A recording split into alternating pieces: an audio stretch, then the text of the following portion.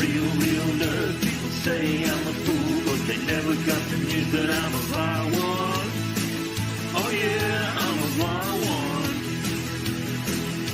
You better turn it up, better keep the channel down, cause you're watching Wild Mike and his real wild child.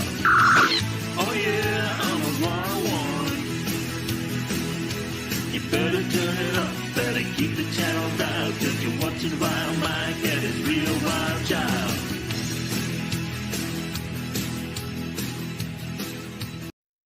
Jafar, buy an SD game swap. Creed.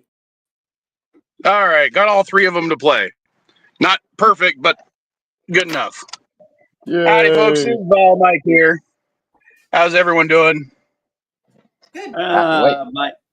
My dad's remains came on Friday. Big shocker there. And I was like, well, I figured they'd show up Friday, even though the tracker said Thursday. And I was like, well, I wasn't going to start doing anything till Monday anyway. What are you planning to do with them? Like, is it ashes? They're still on the mantle. You put them on the mantle, right? He's on one of the china cabinets right now. Gotcha. What we're going to do is, it's a strange thing. After his ashes got here, and I played on one of my TikTok, my Angry Vet TikTok, I did taps for him, honoring his veteran as a sergeant in the Army. Felt appropriate. So what I'm going to do is, and it's amazing how clear this came to me afterwards, because I wasn't sure how I was going to do this. And what we're going to do is August 31st, I'm going to spread his ashes over the Wabash River between Illinois and Indiana. Reason being, there's a couple of reasons behind this. One, him and my mom were born in Granite City, Illinois. I was born in Collinsville, Illinois. So in our eyes, the muddy water, that muddy river runs through our veins for all intents and purposes. And we're just not people who belong in the ground. We're people who have to have our ashes spread out to the sea. It just felt...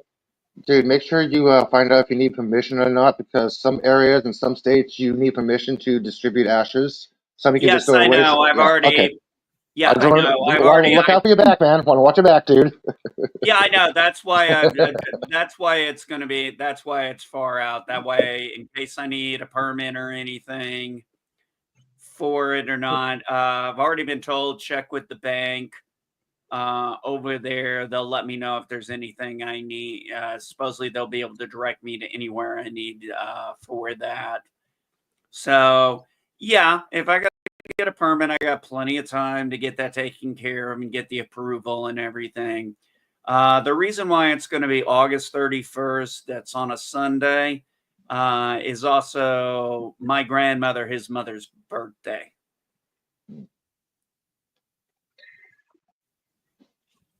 So, is she still alive? I'm sorry? Is she still alive?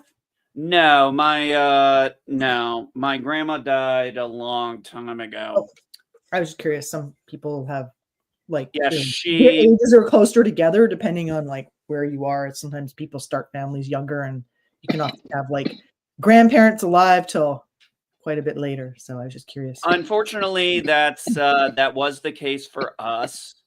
I mean, I was at my granny and great grandpa's.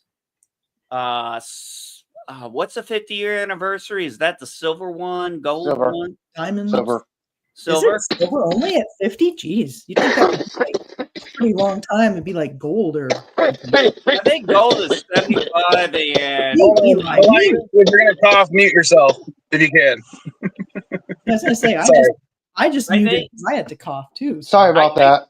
Yeah, I think it's 75 year, 50 is the silver, 75 is gold, and 100 is diamond. But don't quote me on that. I was gonna say we could Google it, but I don't care enough. Like, yeah, I don't really either. I just remember it was they were 50 their 50th wedding anniversary. Mm-hmm. Well, I'm glad you're not just keeping the ashes in an urn. I'll tell you a story. A former employer of mine asked for some help when their dad passed away. And we went to their dad's house to start cleaning the house out after he passed. Yeah. And in the living room, similar to, like you said, a china cabinet, they had a china cabinet where on top of the thing, they had like 12 urns Oh, Jesus. of various dead people that had passed away, some of which my employer had no idea who they were. Oh, God. And then we found it was even worse because we opened the china cabinet, and behind the china displays, there were more urns with dead people in there. There was like 20 some odd urns in this person's house by the time they passed away. Oh, man, you're like looking to get your place haunted with all of that. Yeah, I'm like, that sounds like the beginning of a haunted man. That sounds like the beginning of a haunted house story. Right? Like you try to get rid of them, and suddenly your house is full of all these like dislocated spirits. Like, yeah. Well, of course, I don't believe in that kind of stuff, but no, but it's still, that's just sort of what it seems like narratively. It's still creepy to be like, well, fuck, what are we going to do with it? As I said, we didn't even know who these people were, like a good chunk of them.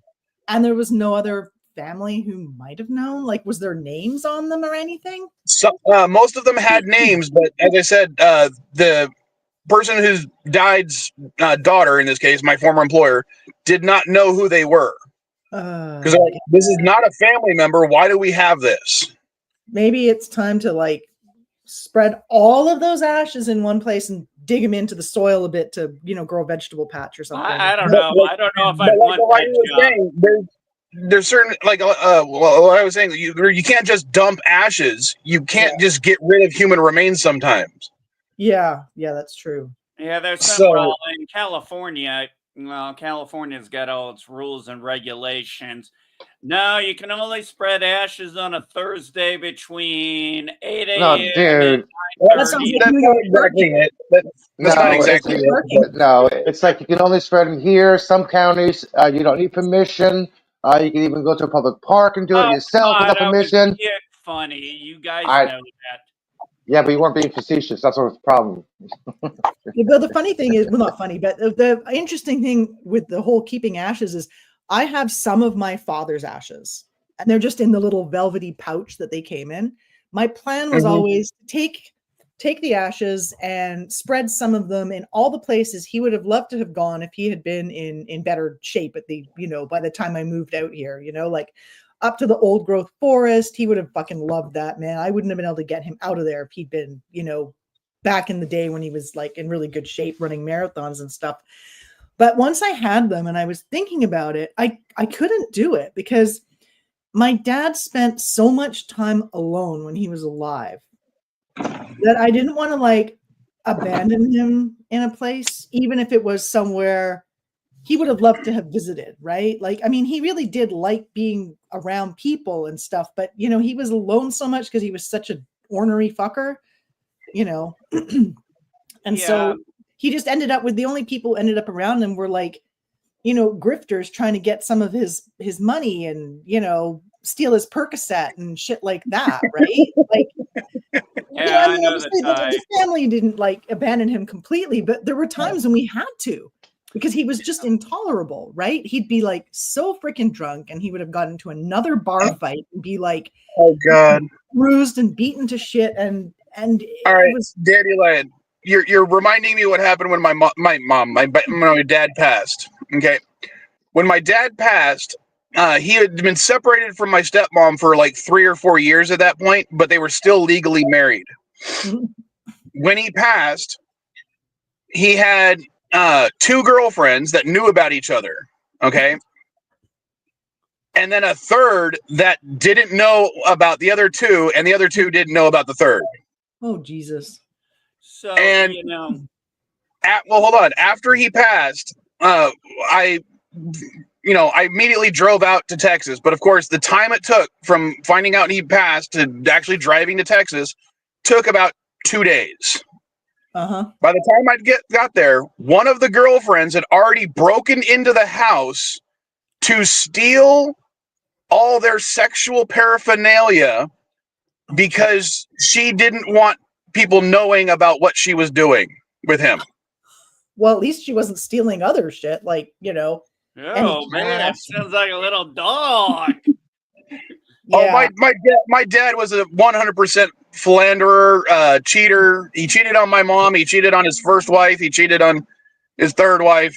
I mean, he was not a Just one of those guys who couldn't keep it in his pants. He No, wasn't meant, absolutely he wasn't not. meant to be a monogamous man. Like, people like that should just like live a different kind of life and not try and fit into My like, the dad standards. was a complete opposite.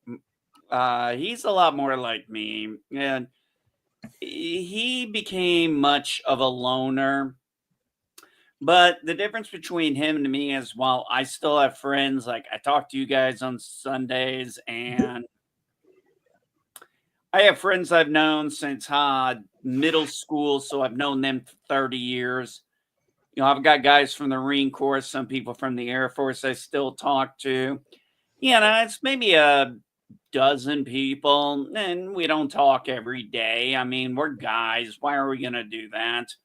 I mean, it's kind of weird if a guy calls out of the blue and there's not something major going on. It's like, oh, I'm sorry, Dandelion. Guys don't just call, just be like, hey, I just want to talk to you. It's like, no, there's a reason why we're calling. Some of them do just call. I have gay friends that call me just to talk. Oh, God, that's and I know they don't different. want anything else from me, I guarantee. All right. I'll Okay, give you an example. Hold on. I'm going to give you an example of what MB's talking about. I got a call. What was it? I'd say about 3 or 4 months ago from a friend that I haven't seen in a long time. And he's like, "Hey, do you want to go to the bar? Because we used to go to the bar all the time and just hang out." And I'm like, "You know, the bar's gone now." And he's like, "Oh crap." And I'm like, "Well, what's going on?" He's like, "Oh well, I just got divorced because my wife tried to stab me in the kidney, and I just wanted someone to drink with for a little while." Which I'm like, "Did you want to talk about it?" He's like, "No, I didn't want to talk about it. I just wanted to drink." That's how it works. It's like, absolutely. I just want to drink, man. Come on. It's probably not the best choice if you just got stabbed in the kidney, but you know, sure. Hey, I got stabbed in the arm. Yeah. But I mean, but I kind of also remember, like, just to finish my dad's story, I remember when he was, a younger person and he was much more, pleasant and friendly and affectionate. Well, I mean, he was always affectionate, but it was always in his own weird way. But, like, I remember good things about him from when I was really small. And so, I just didn't want to, like, abandon him in anywhere, like, just, dump him somewhere in the woods kind of thing. Like, it just seemed kind of wrong. So now I just have him sitting there and, on his birthday and stuff, I'll stick a little glass of scotch there. He wasn't a scotch drinker. He drank beer, but I'm not buying his shitty brand of beer just because it's his birthday. Sorry, Dad. I don't want to have to drink that beer. There was this guy. Speaking of birthdays, today is Matthew Modine's birthday. I heard we lost George Foreman also. Yeah. You don't care about Papa, Joker? Come on, Matthew Modine. Oh no, sorry. Not one I'm super familiar with. Nah, George Foreman, I'm familiar with. not really anything. Oh, Elihu. But I guess we're not your kind of nerdy. No, Dandelion. We had a buddy who, I think his name. Oh shit. His name was "Oh shit." Wow. No, he's back growing up. No, sorry. I knew a lot of guys' names with J's, so you got to give me. I mean, I knew a James, I'm a Jesse, I knew a Josh, Jason, Jeremiah, Jacob. Hola, Mrs. Cardenas. His name was Jingleheimer Smith. I'm not getting my notifications. My name too. Hola, Mrs. Cardenas. So anyway, Josh. John Jacob Jingleheimer Smith.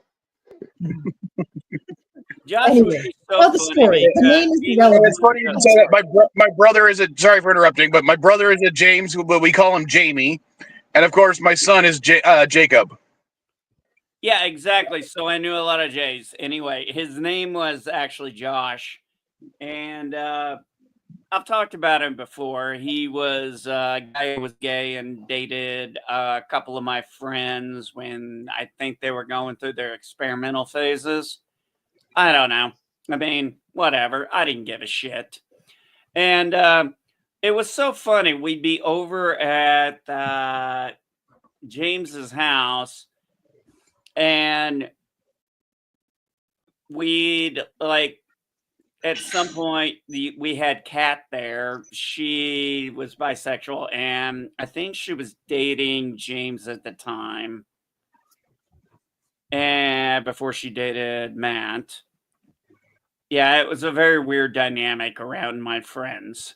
Sounds like an Kind awful lot of of like his- we pass it. I don't know. They pass around that- boyfriends and girlfriends like that's- nothing. That's like taking nothing. that whole Glee TV show to the nth degree, because there wasn't too much, like, there was some like intersex, but it wasn't, the people didn't often switch between sexes that often for dating. Most of them stayed with, if they dated girls, they always dated girls in the group. We had a Daniel, group of hold on, people, Danby. but anyway, hold on a Hold on, second. Danby. Mike. Let me end my story here. There would be times where like Kat and Josh would get, because Josh was one of those really gay feminine type, the ones who likes to talk about their feelings and stuff. And him and Kat would start getting into talking about their emotions, and me, Zach, James, and Ogre are like, all right, we need to take a break from the game. We're going to go have a smoke cigarette while the girls have a little cry. Well, when you mentioned Glee, I have to give a little bit of a thing about that.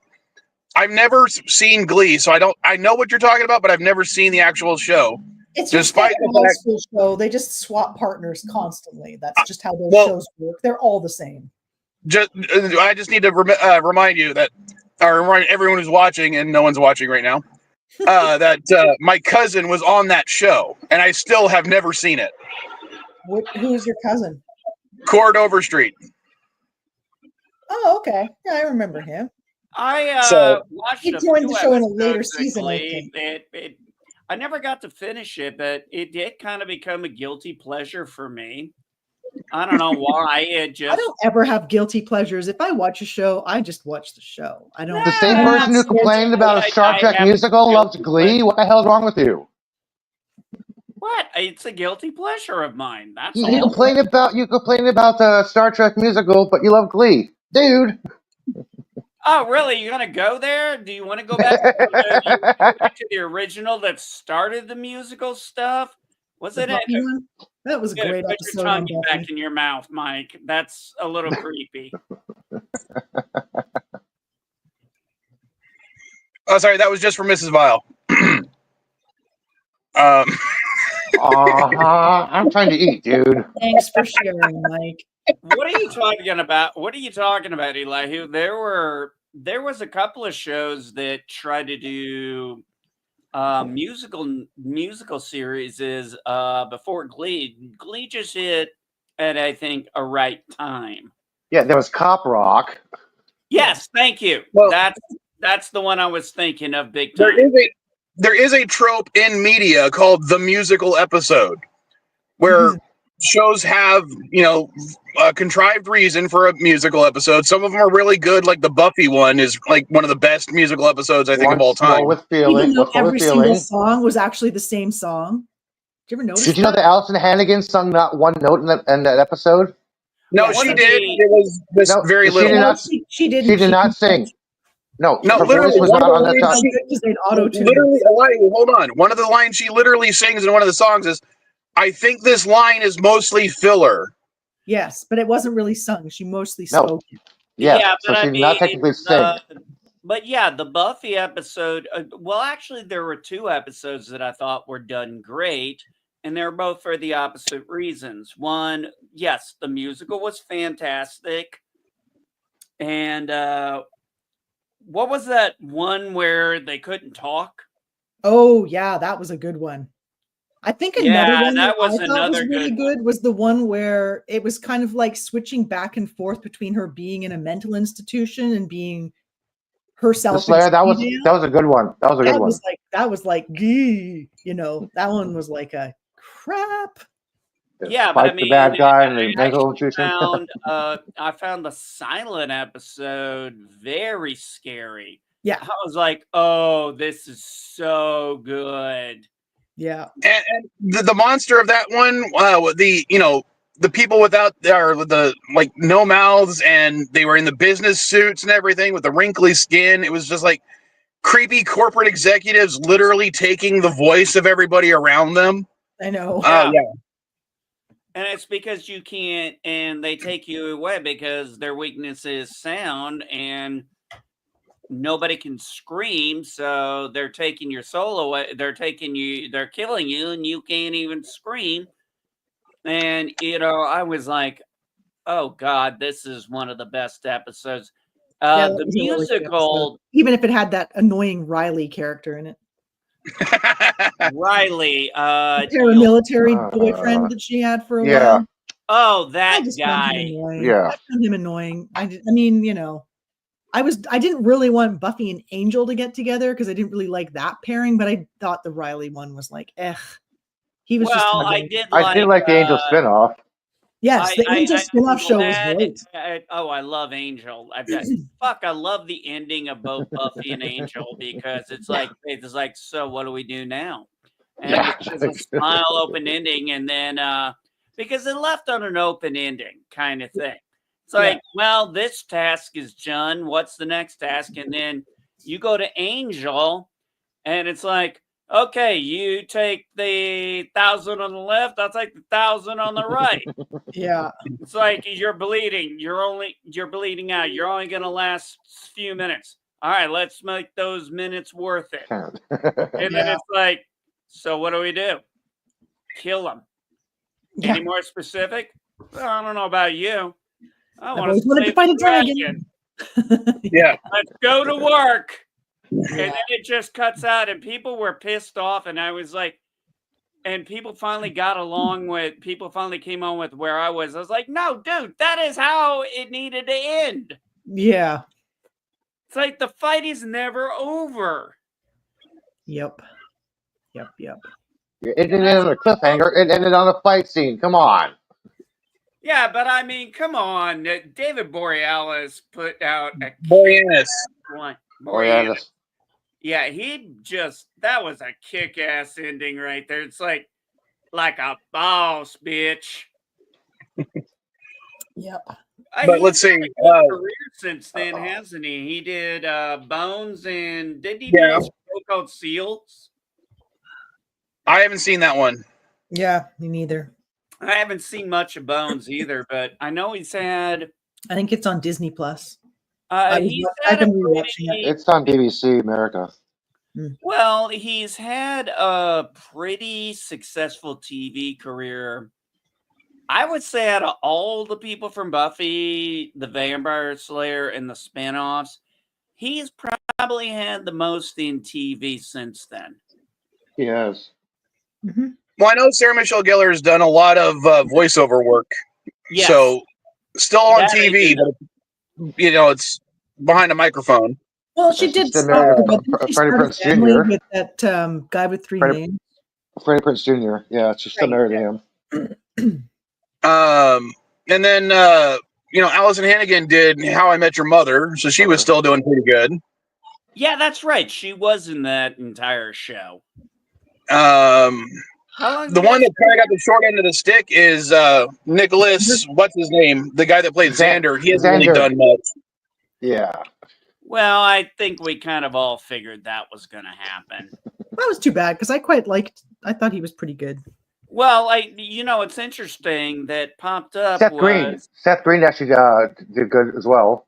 I would have liked to have seen Charisma Carpenter in more stuff. She was pretty awesome. I always liked her character. Even on Buffy, I liked her character. She was always. She's done a lot of Lifetime movies. I liked her character in The Expendables. Right. Okay. And where she was dating Christmas. And What was another good one? I lost my It looks train. like I have a break in the weather. I'm gonna head out because I want to go for my walk so I don't get absolutely poured on. And there's like it's now drizzling instead of pouring, so I should probably go and do that. All right, have fun. All right, guys. Later. All right. I Later. will see you all next week for the early morning rant, which I'm mostly mad that it's that early, but you know. Yeah, I got up early for that. It's because I gotta work. Starting at 10 o'clock. So Yeah, it worked out great though. I enjoyed our pre-show rant. That was good. I liked that. Although I did find out something else outrageous, like immediately after that, I was just watching a video and I was outraged again. So I guess I'll save that for next week. yeah, I might start. As I said, I was thinking about doing it for a couple of weeks, but it might end up being 4 years. Yeah, I mean, even if we just go for half an hour or something, it's You all mean good. 8 years? Let's hope not. So the episode I was thinking about was it's Actually, popped again. up on my feed. Take care, Dandelion. So it's popped up on my feed, and it was Xander. Since you mentioned Xander, at one of his best moments when Willow went dark. Willow. I mean, remember when Tara died? Oh yeah. Yeah, it was like the season finale of that episode or that season. I can't remember what season it was. I want to say 5 or I think it was 4. 4 or Yeah, 5. I mean, you did not see. I mean, of all the shit to happen, the guy just gets a lucky shot. She means elbows off the table. No, I don't do that. I put my elbows on the table. No, That it's a wasn't Canadian. It's a Canadian thing. we got over. My family doesn't give two shits about that. Oh no, my grandfather would. Although I do have. Randy, hold on. I just want to interrupt. My grandfather would literally stab you with a fork if you put your elbows on the table. My issue is we didn't have a problem with elbows on the table. We have a problem with people wearing hats at the table. Yeah, Dandelion, like Red Green said, keep your stick on the ice. It's like, for example, I had my wife's family was over one time. I don't remember what for. And her brother was wearing a do-rag. And I said, I need you to take that off. And my wife was trying to stop it. This is just one of those rules I can't get over in my family. And he started to argue with me. And he's like, if it means that much, I'll take it off. I said, yes, it means that much to me. Take the damn thing off. Why does it mean that much when you wear a bandana? I don't wear a bandana. Why do you got so much? Why do you got a problem with people wearing headgear? It was just the way we were raised. You weren't supposed to, some people were raised to keep their elbows off the table. We were raised not to wear hoodies, hats, beanies, or anything at the at the table. It was considered offensive, and it still is to me. Why? I don't know. I don't tell people to take their hats off. So, like, for example, if I'm with my family, I'll tell them to take their hoods off. They know that. Now, with her family, I let them keep their hats on when we go out because I'm like, okay, they're paying for their own food. I'm not gonna. So if you were paying for it, it'd be your discretion would be discretion. taken off. Yes. So if you're paying for it, it's no hats. But if somebody else paying for it, you don't care. No, I do care. I just have to be respectful. Now, the thing was, this was my house, and I'm not at my house. I was at a restaurant. Yeah, but you just said if you were not at your house at a restaurant, you were paying for it, it'd be your discretion. Yes, I would tell them to take it off. Because you're my guest. And I'd like you to just be respectful of one custom I have. I don't think that's too much to ask for somebody to take their hat off at the table when you're eating. So what if it's a cultural or religious thing? Oh my God in heaven. I don't give a shit. It's my house. Well, I'll tell Elvis Seek not to go eat at your place. Well, You want to remember, wear you have the a right hat? to refuse service. Look, if wearing a hat at the dinner table is so fucking important to you, you do not have to come to my house. It's just as simple as that. All right, to go back to a previous conversation real quick, Elihu. Suffering, Sasquatch. It's Gizmo Duck. I know. No, it's Dismo Duck. Suffering succotash. Blabber and blabberskites. So, one of the things I've been Blabber and doing is blabberskites. I've been getting little toys that I've accumulated that can't be sold on eBay. Yeah. And I have a little shelf in my car. I'm going to see if I can turn my camera around real quick. Just flip the camera, hit the button. I'm going to hit the button. Up. No, you push the button. I push the button. You go to settings, you go to camera, you go to switch at, you go to camera view 1. There you go. So I'm putting little toys on the shelf. Hey, that Gizmo Duck would be nice for my Jeep. Well, unfortunately, I can't sell it because, well, I can, but it's not worth anything. So I figured, fuck it, I'll keep it. So it's on display with my little. Some of these are toys that the claims people at Walmart have given me, like this guy, which my kids love to play with because he's a stretchy little gummy bear thing. Remember Stretch Armstrong? Yeah, I broke him. He did. Everybody tried to break him. I broke him. I was so disappointed to find out he had corn syrup or cornstarch inside of him. But like even this guy, he's not worth selling because he needs a stand, and he had a little stand. So when he went into his robot mode, which is kind of lame. Your camera is not 720p. Your camera is not 720p, by the way. I know. I don't care. But without a stand, he's basically worthless. So I'm just going to keep him. So what was better, Transformers or GoBots? The GoBots are wannabe Transformers. Well, Transformers had a much better storyline to go along with it. GoBots, some of their toys, I have to say, at the time period, were better transformations than Transformers. The moped. That was the best GoBot. No, and then like this little guy, I got bored with him. I got bored with this guy, so I don't even know what he's from. It was just one of the ones given to me. But so I used a Sharpie and a whiteout pen to put some markings on him just for changing him up. Giggles. You got to remember the GoBots. The GoBots is in the Marvel universe because Drax said his family was killed by GoBots. Well, remember the Transformers were also part of the Transformers universe Transformers were part of the Marvel universe for a while. In fact, in the 3rd issue, Spider-Man appears. But what was funny about it, there's been a lot of comics that cross over G.I. Joe and Transformers in the same universe. Yeah, Hasbro's been trying to do that for years. But when Marvel had the license, as I said, they had Spider-Man for the 3rd issue. But because of certain things, Spider-Man in that issue wears the black costume, despite the fact that at the time he had already switched back to the red and blue.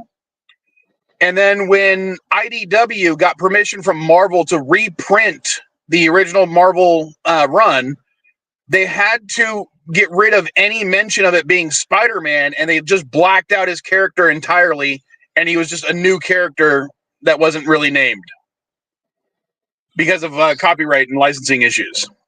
Well, kind of like now, Spider-Man cannot be mentioned or shown in live action, but he can be used in animation. I don't know about that. It's one of Sony's permissions about Spider-Man and MCU. Well, it depends on what license permissions were given out to who. because there's movie rights, animated rights. You know all that, Mike. There's all kinds of different. Not everything. Yeah. By the way, but I know more about it. yeah. Just by the way, I'm actually. I know we were talking just mainly nerd stuff. There is one court challenge coming up. That I am very interested in, and I'm going to follow this one. And it was based on one of Trump's executive orders. Well, And save it for next week on the politics part. We're not doing politics. I'm glad. no, I'm just saying. There's one particular one I am looking into. I did finish The Expanse this rewatch The Expanse. I was gonna say, is there a new season I missed? No. No, nothing like that. I just wanted to rewatch it because it's a damn good show. But Very scientifically accurate.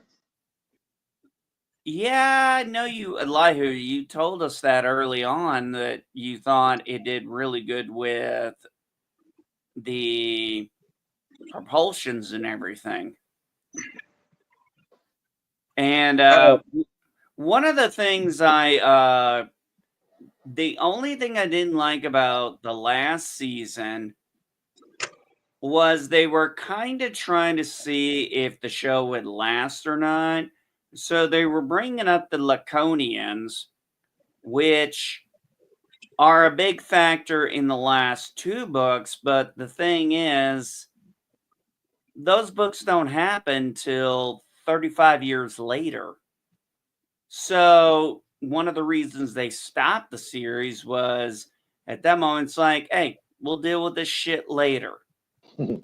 Yeah, I mean, when he's like, we still don't know about that proto-molecule, which was on, which is what the Laconians are using.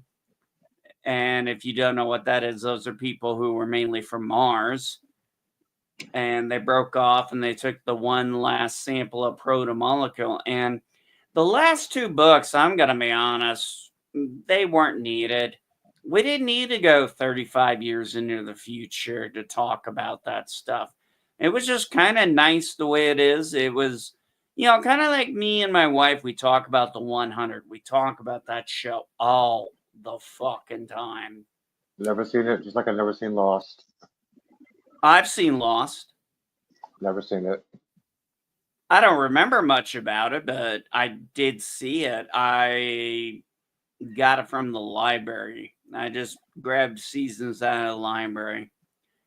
Lost was one of the last shows I ever watched with my mom, and she's not a big sci-fi fan, but we both really enjoyed this show for like the first two seasons, along with Heroes, the first two seasons of that too.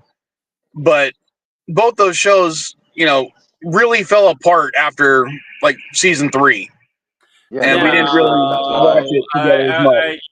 Well, you got to remember, Heroes really only ever had one good season, and that was the first one. Then you had the writer's strike. Mm-hmm. We all remember killed a lot of good shows, and then even the ones that came back, it was so long, the quality just went down to the point we lost a lot of great shows, and then they do a writer's strike and an actor strike, a couple of years ago, and it's like everybody's like, yeah, what the fuck do I care? Yeah, it was totally noticeable in Heroes because Greg Grunberg, he's skinny, then all of a sudden he's fat. I'm like, what the hell? Yeah, I noticed that too. There was poor Grunny. No, the whole show really wrapped up with the first season. Save the cheerleader, save the world. Well, yeah. Stop silent. I mean, that's just kind of how it should have ended. I mean, season two, it was like, okay, they want to introduce new characters. Like, no, we're not interested in these new characters. Stick to Hero, stick to the cheerleader, stick to Siler. Come on. Yeah, and it got to a point where the only reason my wife and I were watching was for Siler. I mean, it got to be the point where they needed to kill off his character because it basically became the Siler show, and was how are they going to redeem this character who is such a villain, but they want people to like him? No, he should have been a villain. He should have died a villain. I'm sorry. Well, that would have been done in season 1, but they wanted to do redemption arcs, and it's kind of like, it became the Siler show because, Zachary Quinton basically became the quintessential star of the show, even though he was only in half of season 1. Mhm. I mean, you saw other ones, but you saw him in backgrounds and stuff, but they just had extras playing him. They hadn't cast the part yet. I mean, he was a badass villain. He should have stayed a villain. And I will say one of the things that was really funny. I've been watching the Harley Quinn HBO show. I have not seen last episode yet. I'm still on season 3. Oh, okay. But it's the whole by season 3, the Joker is kind of a good guy now, but not really. Yeah.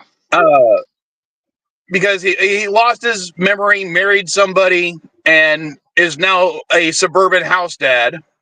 Oh, sounds like something from Legends of the Dark Knight. That was a very famous comic called Going Sane, where the Joker basically that's what happened. Insane. Yeah. And then after he's turned back into the Joker, he's like, you know what? No, I love my wife. I love my stepkids. I'm going to be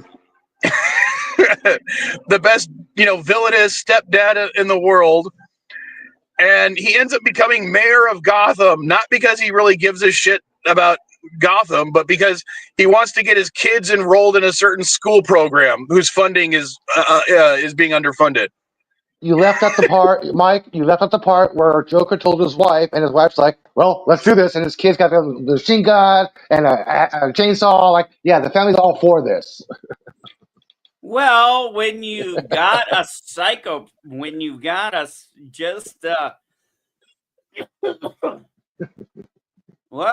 the Joker, what do you expect? You might as well go on. Actually, you guys are making me sound like I should watch the show. You should. You may not like it because it's very different from most. It's tonally very similar to the Batman '66 show with the silliness aspects, but they go over the top because it's an HBO show with a lot of sex-related humor, gore-related humor. They are not afraid to kill off major characters in the mythos. I'm not going to give any spoilers away for it, but. What? They're just having fun? Yeah, like Bane is a butt monkey the entire show. They make fun of him, even though he's a big, strong character. He's not an intellectual in this. He's a dope. Yeah, but they use kind of like the Val Kilmer or the Batman Robin Bane, or what was it? Yeah, kind of like that. Kind of an idiot. Whereas Bane is one of the smartest people you ever meet. He figured out who Batman was when he saw Bruce Wayne, and he's like, "That's him." Yeah, I guess I remember those panels very well in Dark Knight Falls. But wait till you see how they portray Clayface. But I mean, he did this thing where he's looking Hold on. Hold on. I got to go back to what he said. Okay, I'll give you an example, but they do deep cuts. Okay, for Clayface, he mentions that he has an IMDb page because he's an actor, but he complains that under his IMDb page, he's known as Clayface 4 because the version of Clayface that he portrays or is supposed to be that character is literally the 4th person to bear the name Clayface in the Batman mythos. Yeah. So it's a very deep cut. And I was like, oh my God, that's so fucking funny. Because I'm like, I know that there's 1,000 people who are watching, who saw that didn't get it, or, most of the people won't be getting it, but they do really deep cuts to the Batman and DC mythos all the time. And it's funny as all hell. You Well, should what really I would, watch this, dude. Especially season 4. Oh my gosh. man, when I was reading Nightfall, the Nightfall series back in, oh shit, I don't even remember when that started coming out. I was buying the individual issues. I mean, there wasn't even trade paperbacks back then. You know the days, No, Mike. although And they did release. Hold on, they did release an actual novel shortly yeah, after I the know. Nightfall thing completed. That's what I originally read, and like every few pages there would be like one of the cover shots or one of the most iconic shots from the comic book just done in black and white. And that was the first time I saw Jean Paul Valley's Batman suit. And I looked at that thing and I'm like, okay, I have to go online and look at this thing in color because this thing looks edgelord as fuck. And I remember being a little kid, and by little kid I mean like 10 years old, looking like, oh, that's so awesome. And then I look at it now and I'm like, oh my God, that's so cringe. Well, back then, you got to remember, Jean Paul Valley was also Azrael. Yeah, So he modeled his Batman suit after his Azrael suit. but it was just so fucking 90s with all the I uh, know it extra was. patching, all the belts with the extra pockets, the sharp edges. I mean, I'm sorry. It was I the love the 90s. 90s, but when a superhero goes, if he ends up going like, I don't know, and he ends up killing himself because his fucking shoulder spikes stab him in the head, I mean, come on. Hey, hey, what can I say? It's I not mean, like so many Jean of those Paul Valley. characters. It wasn't like Jean Paul Valley had a lot of sense. That's why he didn't last with Batman very long, because he got his ass kicked after. Yeah, and of course, after the reboot, they did bring his character back, but he's not. He's never been Batman. Yeah, whatever. But I do remember how Bane in Nightfall was I don't know, he was looking at some party that was going on, and he's like, that's him. He's like, who? That's Batman. He's like, what, Bruce Wayne? It's like, how do you know? He goes, you think that mask can fool me? See, there was a key point in the words he said, because Bruce Wayne is the mask. That's the part people forget. Bruce Wayne is the mask.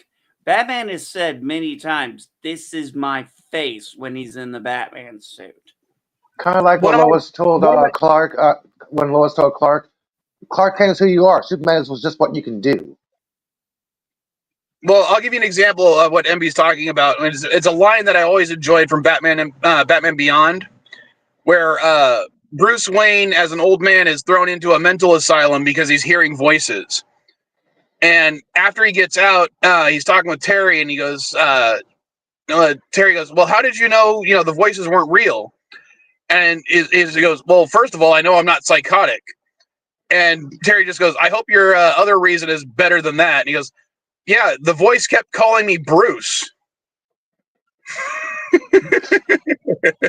And Exactly. Terry just goes, oh, well, that's not your name anymore.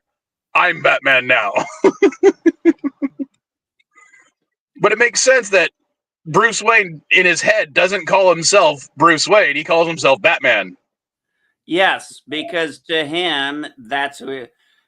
Oh, there was that scene in, and then I'm gonna go grab a beer. There's that scene in, I think it was one of the Justice Leagues animated, where you flat out have Deanna Prince flirting with Bruce, and he's like, first off, people in work environments really work out. Second of all, if you're an immortal Amazon goddess, I'm a rich kid with issues, lots of issues. Third, if anybody found out who I was, they would do everything to the people I care about to get to me. And she just crushes a rock and goes, next. I remember that. And it was so badass because, you know, there are some realities where you can see both Diana Prince and I think it even happened in Kingdom Come where Superman and Diana hooked up with each other. And then there's been other times where Batman's hooked up with her. Well, there was a storyline where Batman and Wonder Woman were trapped in an alternate dimension where time passes a lot faster, but they don't age. And they were stuck in that area for like 1,000 years and ended up hooking up for a while. And the awkward part about it, if I remember correctly, it was right before Bruce and Selina's wedding. So they, it kind of was like, is that why? Because you know that Batman's not going to end up marrying Catwoman in the comics. So No, there's been some worlds where that's happened. yeah, but not in the main continuity. They're not going to have Batman marrying anybody. He's never going to end up with that. Technically, isn't he still married to what's her name, Al Ghul? Ra's al Ghul's daughter? No. Yeah. Talia? No. They never got Talia and him never got married.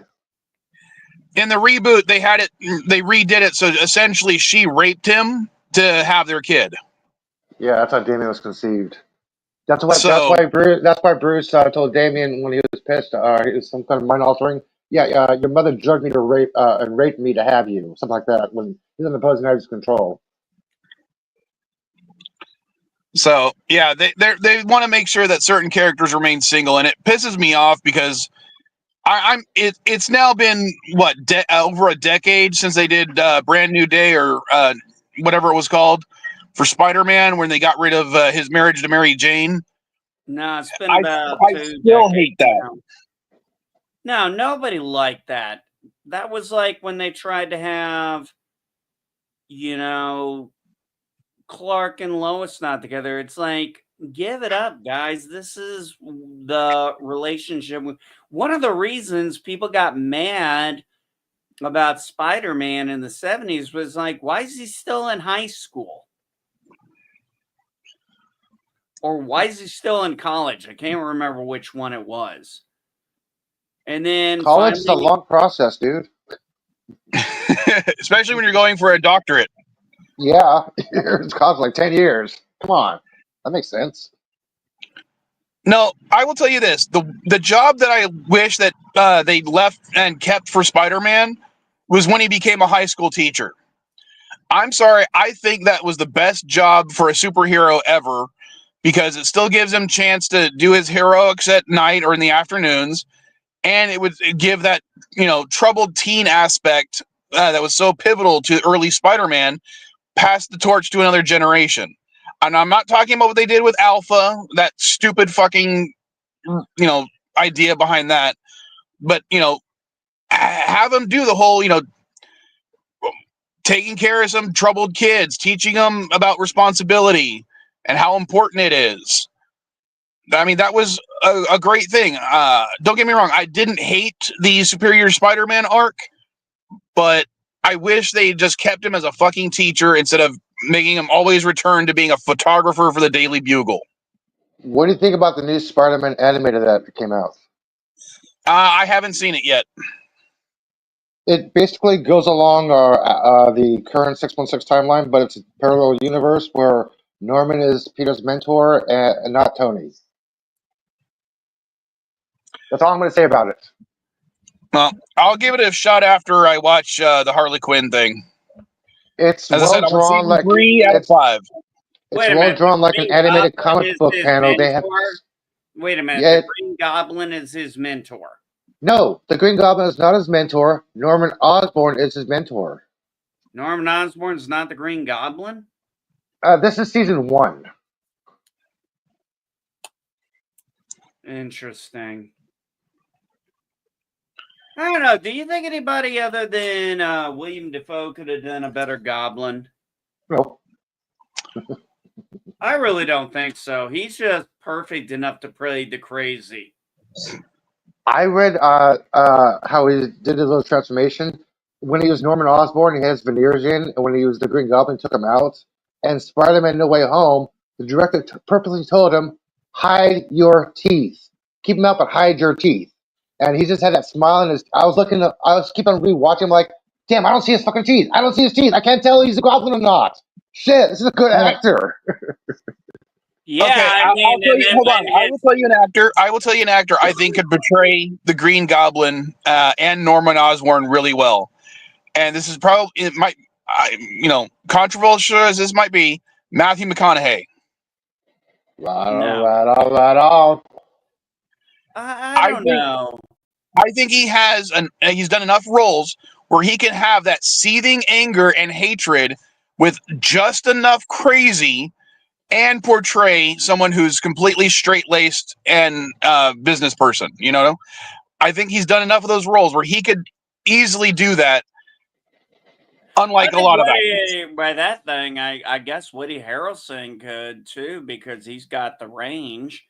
But then again, I just don't see anybody doing it as well as William Dafoe. I mean, who's gonna put when his teeth came out, as Elijah was saying? It's like when you finally figure it out and he starts the teeth come out, you're like, oh shit, Shit. Goblin's Yeah. here. I'm like, what the Norman's We're taking a taking a sabbatical. sabbatical. And he Norman's just not here right was now. I mean, it was just so amazing that he just got right back into that role like it was just putting on a shirt. And All right. I love the part where it's like when they brought him back in and you saw him it's like, can the Spider-Man come out to play? Play. All right. Now, again, another controversial thing that I'll bring up. I think not the next Spider-Man film, the Tom Holland, but Tom Holland can't be Spider-Man forever. No. Here's what I would like to see in like the fifth movie. I want to see a version, the MCU version of the You Clone mean Wars, fourth? or the Clone Saga. Fourth movie. A hypothetical fifth Spider-Man movie in the Oh, MCU. okay. I think they would need to bring Miles Morales in. Now, here's my idea, and Hollywood, if you're watching, and I know you are, take notes. Okay, so you do the Spider-Man Clone Saga, but you condense it down to a single movie. I don't know who the villain would be. Maybe you could just have some fun with it, but you have the younger clone mixed in with like someone else's DNA to create Ben Riley. Oh, And nice. Ben Riley gets to take over as Spider-Man for one movie after that. Now, And Spider-Man or the Scarlet Spider? that would during this hypothetical fifth movie, Ben Riley is Scarlet Spider, but at the end of the movie, he takes up the mantle of being Spider-Man. That could be Well, good. you know they're already in pre-production with Nicolas Cage doing a live-action Spider Noir. Yeah, but I've heard about that. that's why I'm just saying. I know there's also pre-production for the fourth Spider-Man movies. That's why I'm saying a hypothetical fifth. Mm. Then you do a Ben Riley Spider-Man movie, where at the end of that movie, you discover that there's whatever process created him as Spider-Man or whatnot. There's a tie-in, and you find out that there's Miles Morales. Okay, so just change up the Clone Saga a little bit. Well, a lot of it, but that way, because Well, you know I'm what I sorry, mean. I'm one of the few people in this universe that loved the Clone Saga. It's what got me into Spider-Man comic books. I didn't have a problem with the Clone Saga. It was kind of like an interesting question: who's the clone, who's not, and it added an interesting layer to the legacy of Spider-Man. And unfortunately, though, when it comes down to these things, it's like the comics have been going on so long, they're like soap operas: rinse, wash, repeat, change this, change that. It's like when you do it right, you do it well. Clone Saga was good. I enjoyed it. I absolutely hate One More Day. I will never acknowledge its existence because MJ belongs with Peter Parker. Yeah. That's just All right. the way it should You know, they should never have Hold given on. Ben a buzz cut. They should never have given Ben a buzz cut. They should have kept it two exact looking Peters until he decided to be Scarlet Spider. Then he shaved his head. Like, come on, they're I don't know. clones. I They should have had like two the identical haircut. Peters. Hold on. They should But never have the buzz cut Steve, after hold became on. Scarlet. We'll continue this conversation in a sec. We've been going for an hour. We need a break from our sponsor.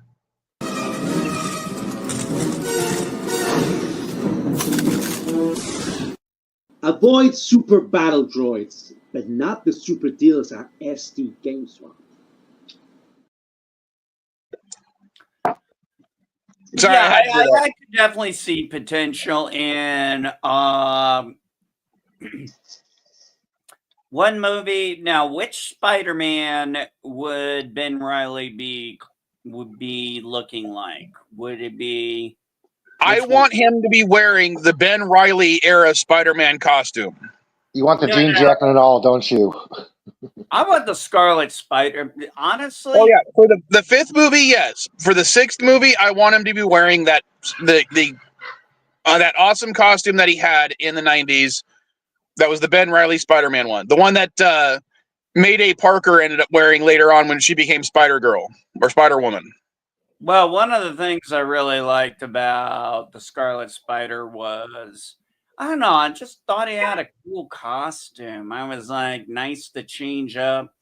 One of the things I liked about oh shit, now I'm drunk. No, I'm not gonna do this. You're not drunk. You only had one beer. Yeah, tell me about it. Lightweight. I've been Lightweight. for a long time. Damn Okay. lightweight. No, I got to get this guy's name right. Miguel O'Hara. Thank you. Spider-Man Okay, 29? Spider-Man 2099. Yeah. I always loved his freaking outfit. It's like when I play the Spider-Man game, I'm like, I want that outfit. Like Miles I left. like most of his outfit. I don't like the headpiece. I always thought the headpiece design was a little too 90s. It has those hard edges around the eyes and the mouth and everything. It looks like It was made in the 90s, and it was his costume was inspired by the Day of the Dead. I know, but from the I just never liked the headpiece. From the neck down, I liked his costume, but the headpiece always looked off to me. He looked like a discount tarantula. Nah, we already had Tarantula in the Spider-Verse.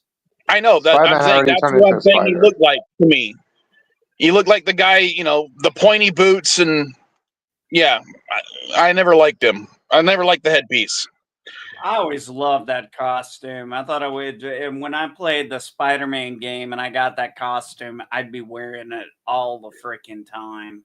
I was will such say a Miles this: costume. when it came to the comic books, when they did the Superior Spider-Man arc, I did get a kick out of the fact that they had Spider-Man's company basically be the origins of the evil company in Spider-Man 2099. So it was Parker Industries that ends up becoming Alchemax. I was long out of comics when Otto Octavia took control of Spider-Man's essence, I guess. So yeah, but I actually liked it. If they wanted to end MJ and Peter's relationship, that would have been a better way of doing it than the fucking Brand New Day shit that they pulled. yeah, that's one thing I can say. J. Michael Krasinski, not one of his better works. Well, I don't want to lay the blame on him for that because it was a mandate from the company to do that, and he was just trying to do whatever he could to mitigate it as much as possible so it could be retconned later. But the fact is, it was under his watch, so he's going to get a lot of the blame. But I personally don't blame him for it. Nah, I blame him for writing it. Hey, I still love Babylon 5, so I'm not that big of a dick.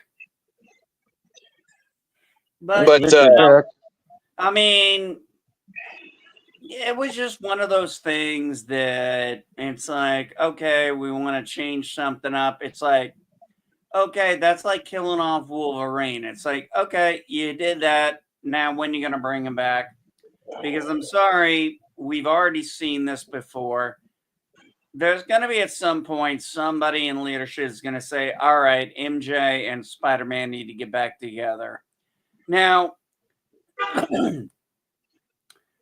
I wouldn't have minded seeing, I may have cared less about that if their marriage had been erased, if he had ended up with Shadowcat.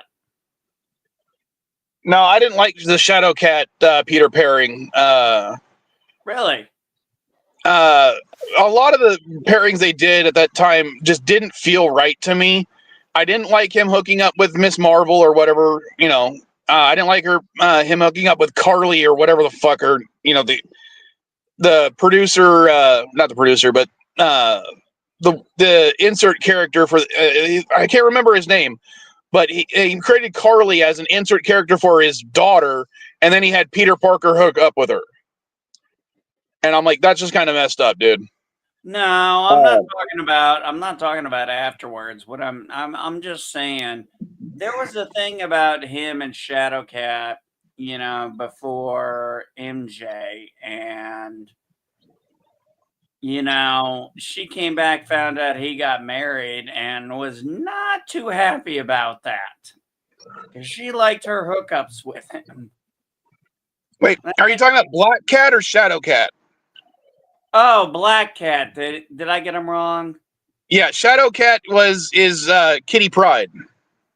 Oh, wrong one. Not the X-Men. Black You're Cat. talking about Felicity or Felicia Hardy. Yes, that's who I'm talking about. Sorry, I Yeah, was getting those remember, ones but mixed. remember why they didn't. Hold on, remember why they didn't end up staying together is because she's technically like 10 years older than Peter. That's why she and Spider-Man and Black Cat never really stayed together, is because there was this huge age difference. She realized at the time, oh, he's still a teenager and I'm in my mid-20s. Nah, I forgot all about that. No, that's why they ended up not hooking up, which is different because in the cartoon, when they did that relationship in the cartoon, they had them as high school equivalents or college equivalents. So the age thing was never an issue. But yeah, in the comic book, she's like 10 years older than him. Which animated show was that? Which The one in the 90s. Okay, which one? The original, the Spider-Man animated show, the one that started in the early 90s, the one that crossed over with X-Men. Marvel's Spider-Man. Thank you. You know, the one that had what's his name from Aerosmith actually work on the theme song. Steve Tyler? Slash. No, Slash. Slash isn't from Aerosmith. He's from He's from Guns N' Roses. Sorry, my bad. And then he was with oh shit, what was that band they put together? I forgot that band. No. There was a band that was put together with Slash and yeah, the guy from oh fuck, I can't even remember his name now. Velvet Revolver. That was the name of the group. They lasted for a while, and then the guy from Stone Temple Pilots didn't work out with him. So Slash went with Solo and went with Miles Kennedy, which I've actually seen Slash and Miles Kennedy and at a rock fest, and my daughter was tired and ready to go. I'm like, you can wait until I hear a few Slash songs. I'm like, I'm never gonna see Slash strum a guitar like this again live. I'm gonna sit here and listen to it. Yeah, that's why when I'm at a Giants game and Metallica happens to come out, I'm like, I ain't going anywhere. when I It may was be the national anthem, but it's fucking Metallica. I don't care. I'm not going anywhere. If I can see them sing live for free, basically. I remember when I was working at a store, and I was cutting up the meat in the back for our deli selection, and I'd always do it at 5, between 5 and 6, because our radio station always had that hour of mandatory Metallica. Yeah. Yeah. Live 105. Oh yeah, Mandatory Metallica. yeah. So I'm slicing up beef and everything while I'm listening to an hour of Metallica,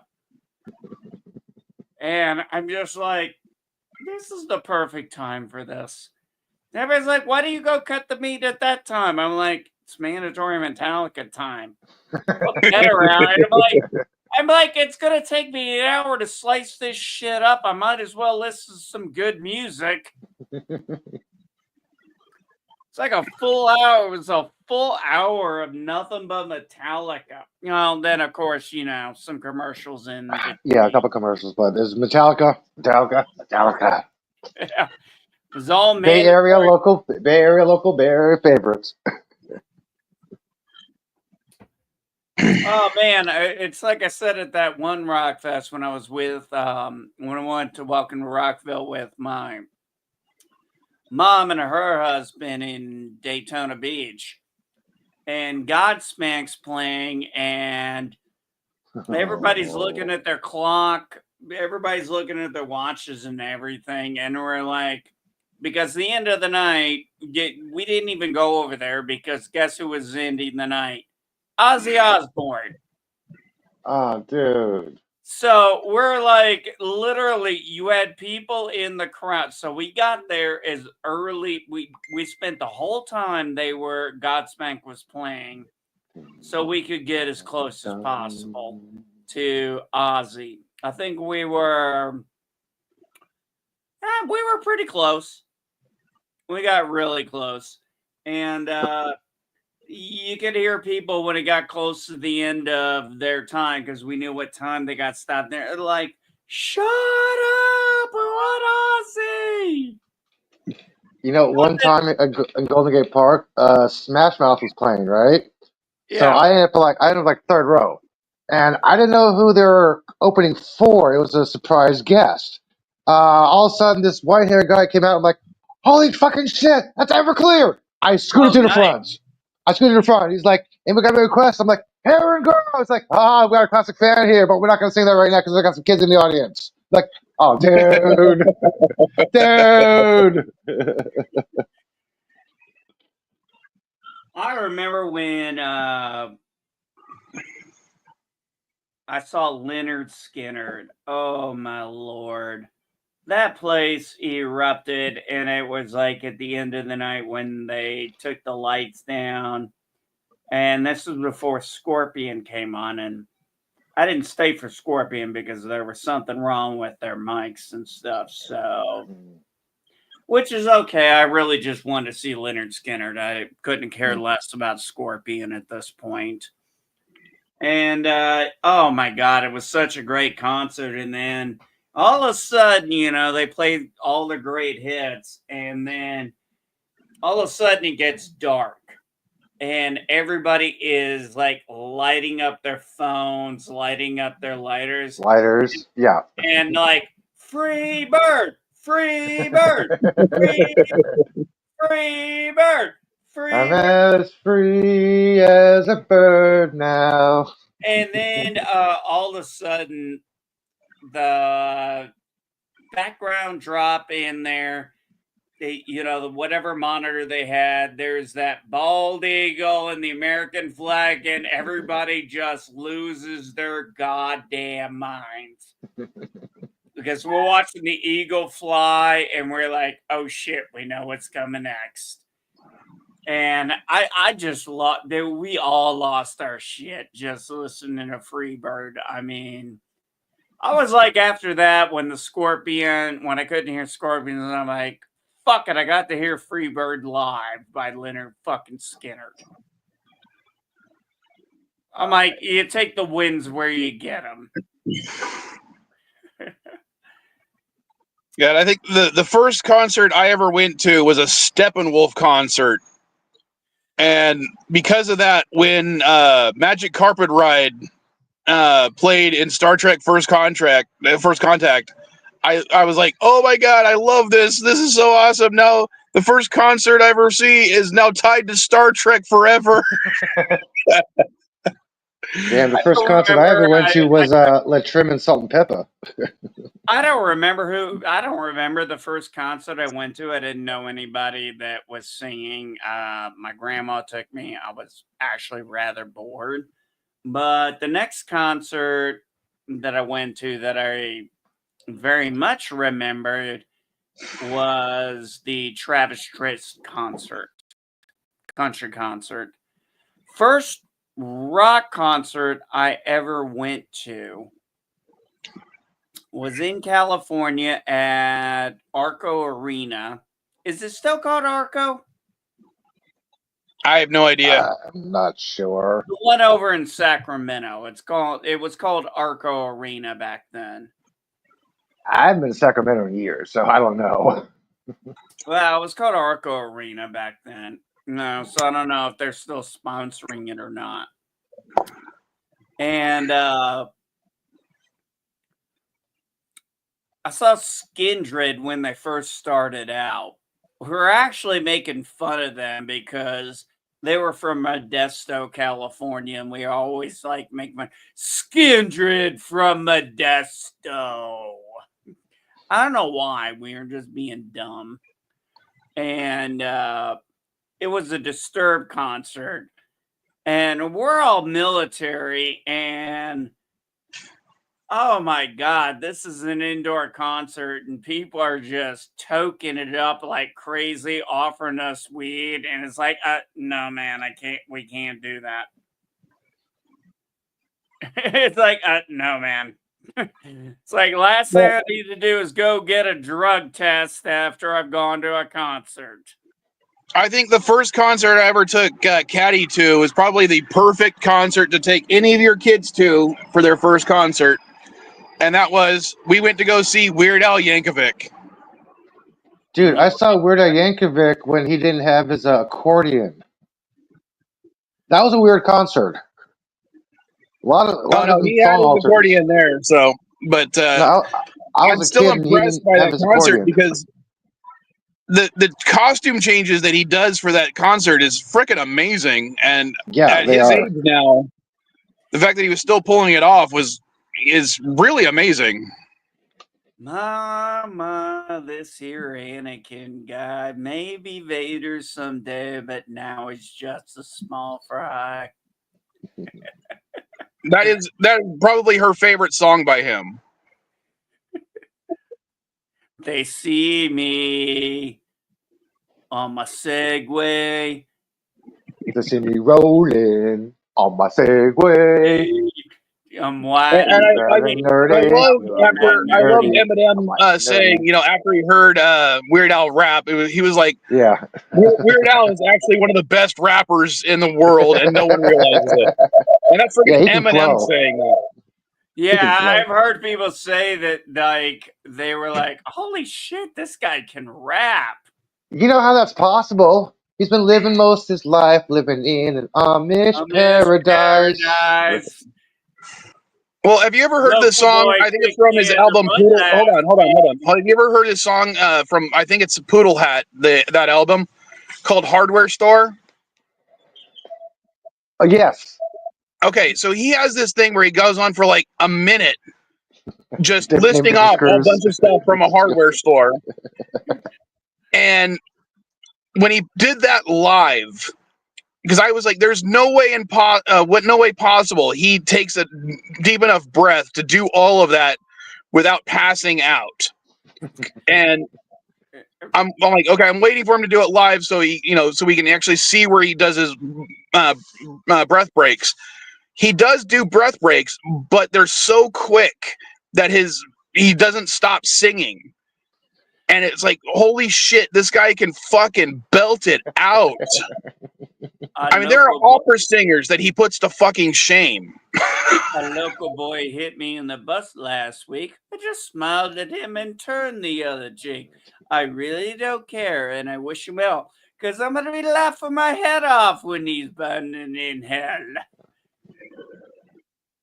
But I ain't never touched a tourist, even if they deserved it. An Amish like me, you know that's not heard of. I don't. No, it's Amish with a tude. Amish with a tude, you know that's unheard of. And remember, if you want to get anything from SD Game Swap, I bought it on eBay. You know, there are just people who can do parodies very well in songs and in movies. Let's look at Mel Brooks. I mean, he's one of the greatest parody guys on the planet. I love History of the World Part 2. I haven't finished all of it yet. Oh my gosh. He tropes hard. I love it. I do love it. You know, I actually thank you for reminding me, Elihu, because I actually forgot about finishing that up. I just love B. Arthur and hands. I'm a You're a bullshitter. Oh, a bullshit artist. Bullshit anybody today? No. Have you planning on bullshitting anybody tomorrow? Yes. All right. If you don't kill anybody, we're gonna have to reevaluate your benefit. Are you gladiator? You didn't kill any. Did you kill anybody this day? You didn't kill anybody last. You plan on killing? All right. You don't kill anybody soon. We're gonna have to talk about your benefits. Oh, a bullshit artist. But to go back a little bit, what you were talking about, the when it comes to especially parody movies now, parody movies are so ingrained with the second they're made that they are so incredibly dated just a few years later, and they're almost unwatchable. It's not like we were talking about the old Mel Brooks movies, Robin Hood Men in Tights, Spaceballs. Those can be are basically timeless. You can watch them at any point, and you know what they're making fun of. Yes, exactly. But the contemporary references they make are very few and far between. So that, like, what was it? Meet the Spartans. There were so many jokes based on memes and stuff that was popular when that came out that the movie itself is just unwatchable now because no one who wasn't there at the time gets those jokes. Well, that's the thing I've said about those movies. That's why I never watched them. Like the scary. Don't be a menace in South Central or drinking juice in the hood. No. That's a classic. That's like I'm gonna get you, sucker. Okay. You know, there's only two ways out of here, right? It's like there's only two ways out of here, right? And he goes out the window, and it's like, I'm at the stairs of the elevator. But yeah, most of the parodies are just not funny anymore to me, and I can't remember the last parody that I actually enjoyed. No, they're not good because they're dated. They had very dated references that most people nowadays, like, I don't know, they did some movie parody once where they were making fun of Paris Hilton. I swear, most people nowadays wouldn't even know who the hell she is. Some people still say the best parody there is Sex Truck. What's that? Some people say the best parody there is that stands the time is Sex Truck. I don't think I've ever seen that. It's supposed to be the original Star Trek parody. Sex Truck. I thought you said Sex Truck. And no, I'm like, truck. Sex Truck. Yeah, the guy basically acts like Shatner. The woman acts like her. The guy acts like Bones. The guy acts like Spock. I'm like, it's supposed to be one of the original best parodies it's supposed to be, but it's foreign. I will say this: there was a horror movie parody. I wish I could remember the name of, but I can't. Where basically these people start playing a game and they realize, oh no, now that they started this game, they're in a horror movie. Scary movie. So the first thing that happens is the two black characters are like, "Oh, we're out of here." Sounds like And- Scary Movie. Yeah. But it was the original Scary Movie was good. The second one was okay. Anything after that was trash. Well, I didn't like any of them because I thought they were just ridiculous. Some of the Scary Movie stuff, like the Ghostface "What's up" thing, is still stupid because no one knows what that's parodying What's anymore. up? Yeah. Yeah, Bud. it's like Wiser. nobody knows that. Nobody's gonna understand that. That's why those things were dated. The reason Yeah, like the three why frogs. Come on. the reason why the Scream movies can be timeless is because people can go back and understand, okay, make them the into one. tropes of the times, and oh yeah, that makes sense. It was like I was telling my wife the other day, since we got on the subject. I said, how do you really do a horror movie now? Because how many teenagers are going to now go out to a cabin with no cell phone service and just to smoke weed and drink? I'm like, they can do that in their apartments now. So I'm like, my wife actually came up with an interesting flip on that. The horror part is they're all out there, they got cell service, and all of a sudden the cell service goes out and they don't know how to get back home.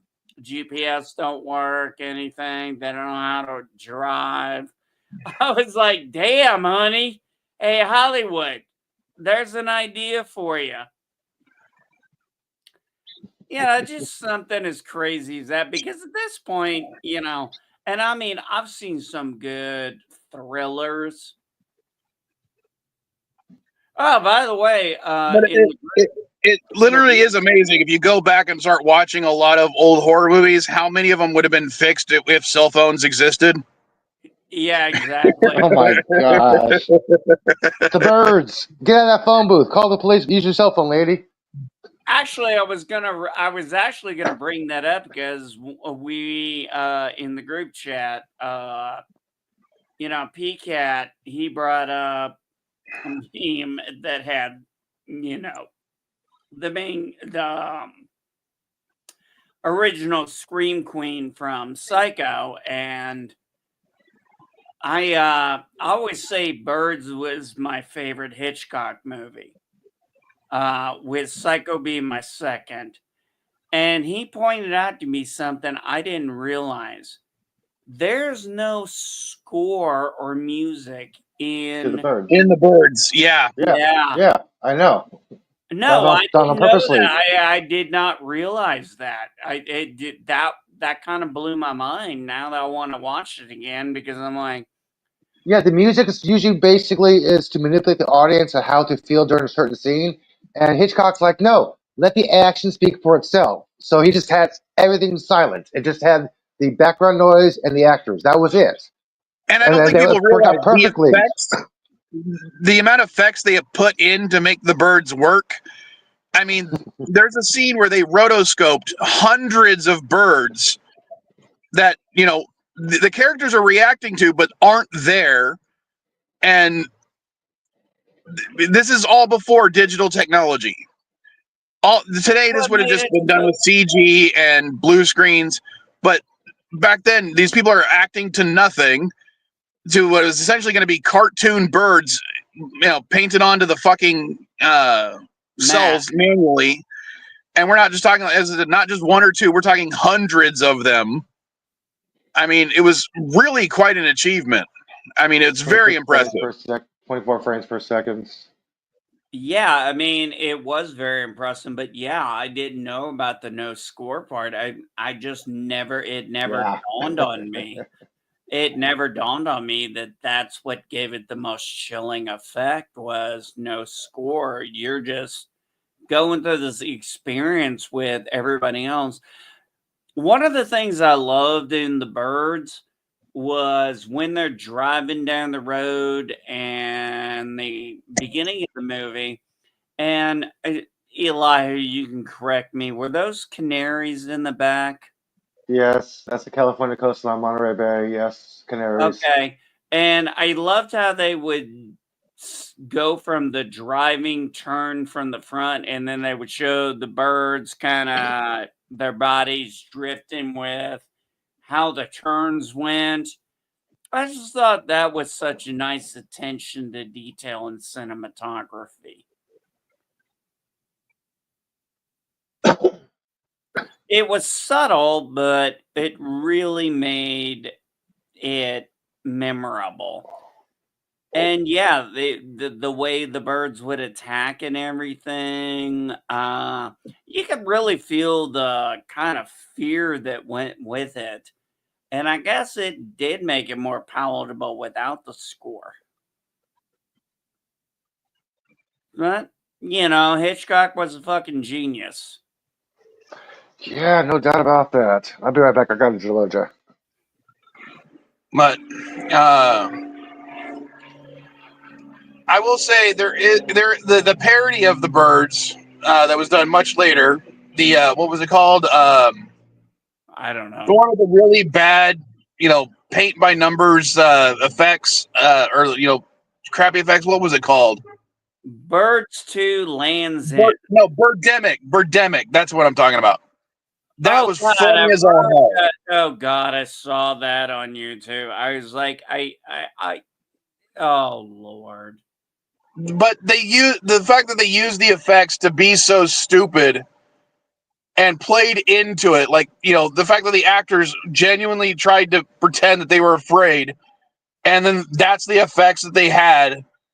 It's Vultures of Horror level funny. No, it's just annoying.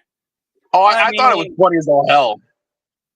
no, it was terrible. I mean, they probably spent more money on that than Hitchcock did on the birds. I don't know. I don't know the budgets, but I thought it was funny in retrospect. I mean, maybe it was unintentionally funny, but it was fucking funny.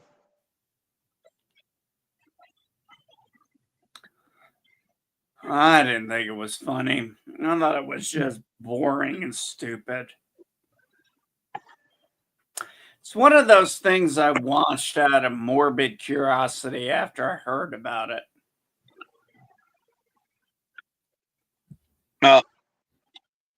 Uh, sometimes certain they can be funny. I mean, Sharknado was funny because of the schlocky effects and the bad acting. I mean, they really went into it. Plus, the pun for the fourth one got me.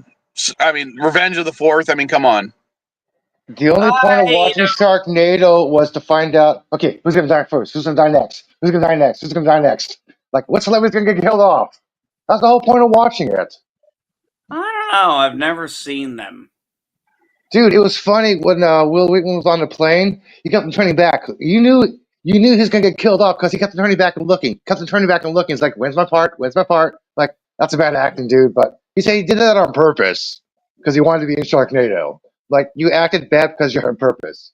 Okay.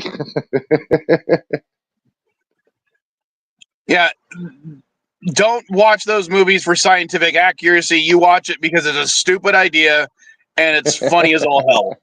Well, I remember the guy from the first movie. Iron Zero. Yeah, that guy. And he needed the acting job to keep his insurance with Hollywood because he had been doing 90210. no. He was 90210 was done long ago. He was doing Chippendales, I think. And he did the movie, didn't even really want to do it. He just did it so he could make enough money. Because I guess in Hollywood, you have to make enough money to maintain your insurance. Well, you have to work to maintain your insurance. Yeah. So, but I think you have to also make a certain amount of money to No, maintain. as long as you're working, with the contract, you don't have to Yeah. have the base pay. Okay, I'll take you guys' word for it. You're closer to that Tinseltown than I am. Yeah, if I was SAG, Anyway, then I would he, do that. But I'm not SAG and paying the dues. Never mind. Go ahead. anyway, he took the role, didn't really care about it, and then his phone started blowing up. It was Yeah. like it became one of the best bad movies of all time. I mean, like I said, I've never seen them, but apparently they were so good they were bad that like people just wanted to be in them just for the hell of it. Yep. And getting killed in stupid ways, which is funny as all, Yeah, like Will Wheaton did.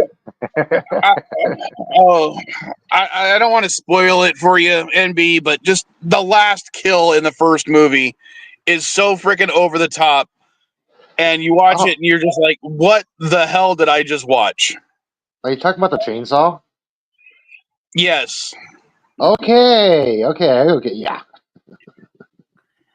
You know, it could just YouTube it. Yeah, that's the point. Just do it. Yeah. Anyway, hey, it worked. People found something. It's like, okay, I know this is stupid. I know this is cheesy, but we all have our guilty pleasures and what we like. I mean, I fully admit I love Killer Clowns from Outer Space. I also fully admit it's a bad movie. Attack of the Killer Tomatoes. Yeah, but when it comes to Attack of the Killer Tomatoes, I have a major soft spot for it because that was filmed in San Diego. And every time I'm watching, I'm like, oh, I miss when that area looked like that. Now it's all different. But I know that spot. I know that spot too. Oh. I I don't have a soft remember. spot for things from Phoenix. I don't really remember the movies. I remember the cartoon series, Attack of the Killer Yeah. Tomatoes. Oh, what a pity! Tomatoes invading the city. Yes, I know I suck at Yeah. singing, but I remember that, and it was just so funny to watch as a kid. It's like, how did this even work? Yeah, like how did Blade work as a cartoon? Well, No, I did like that one scene in Deadpool versus Wolverine where Elektra is like, that's Punisher's rocket. Which one? There's been like There's been 5. 5 of them. There's only one blade. Blade. There's only gonna be one blade. And nobody's telling them about the cartoon series or the live action TV show there was. Oh God. Wow.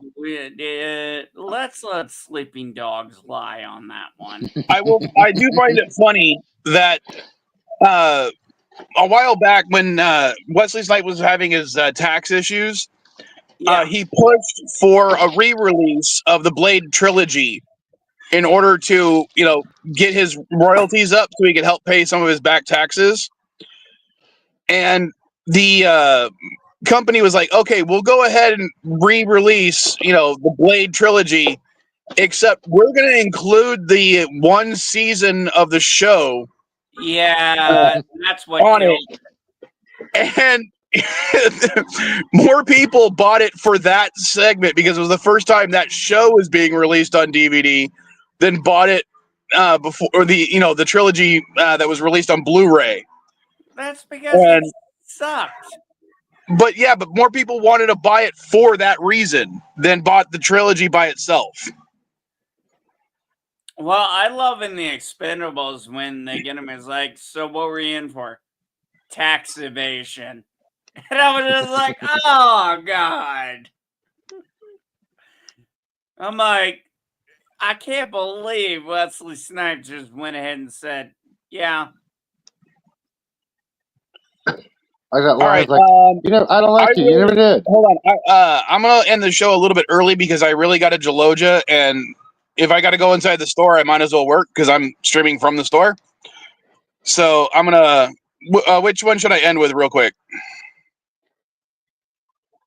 Blue skies. All right. We'll end with Blue Skies.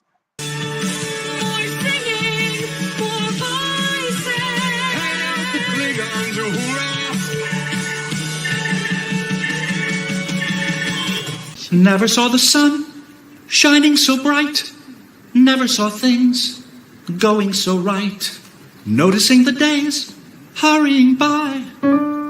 When you're in love, my how they fly. Oh, blue skies, smiling at me. Irving Berlin. Nothing but blue skies do I see.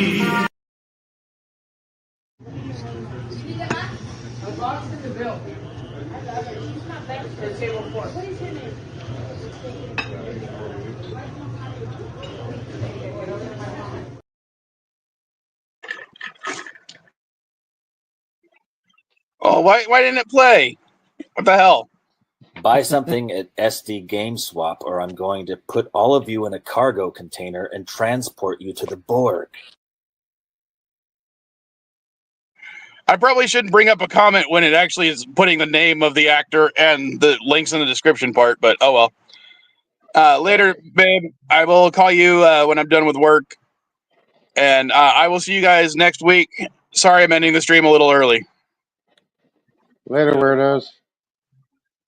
Live long and prosper.